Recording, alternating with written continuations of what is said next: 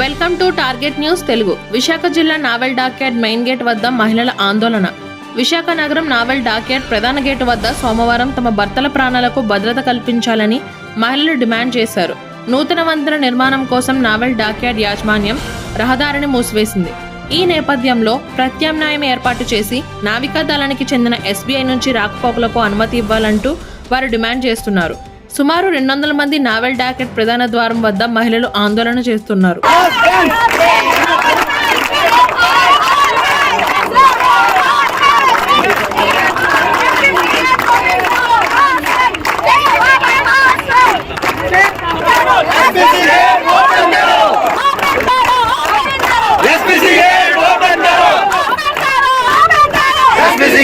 Open करो।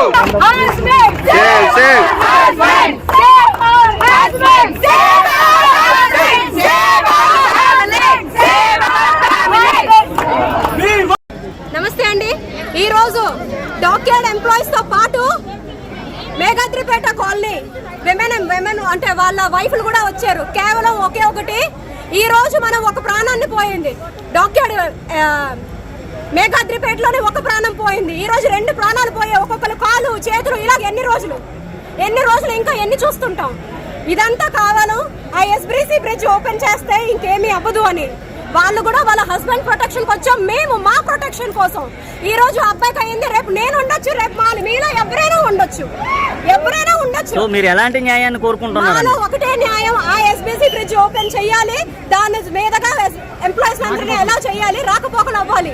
ఇప్పటి నుంచి మార్నింగ్ నుంచి కూడా మీరు ఇప్పటి వరకు ధర్నా చేస్తున్నప్పటికీ లోపల నుంచి ఎలాంటి సమాచారం వచ్చింది? ASD ఏమంటున్నారు డాక్యార్డ్ సంబంధించి? చూడండి, ఇప్పటి వరకు అన్ని యూనియన్ కలిపి ఒక JAC ఫామ్ చేశారు.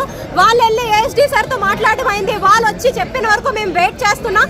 ASD సార్ వచ్చి మాకు బదులిచ్చిన వరకు మేమందరం ఇక్కడే ఉంటామని చెప్తున్నాం. అంటే SBC గేట్ ఓపెన్ చేయడం వల్ల నేవీకి సంబంధించినటువంటి కొంత సమాచారం బయటకు వెళ్ళిపోద్దని చెప్పేసి ప్రైవేట్ వాళ్ళే ఉన్నారు. వాళ్ళతో లేని లీక్ మాతో ఏమవుతుంది? ఈ రోజు ప్రైవేట్ వర్కర్స్ అందరూ SBC లో ఉన్నారు. వాళ్ళతో లేని లీక్ మాతో ఏమవుతుంది? సో మీరు కోరుకున్నటువంటి ఎంప్లాయీస్ ఓకే.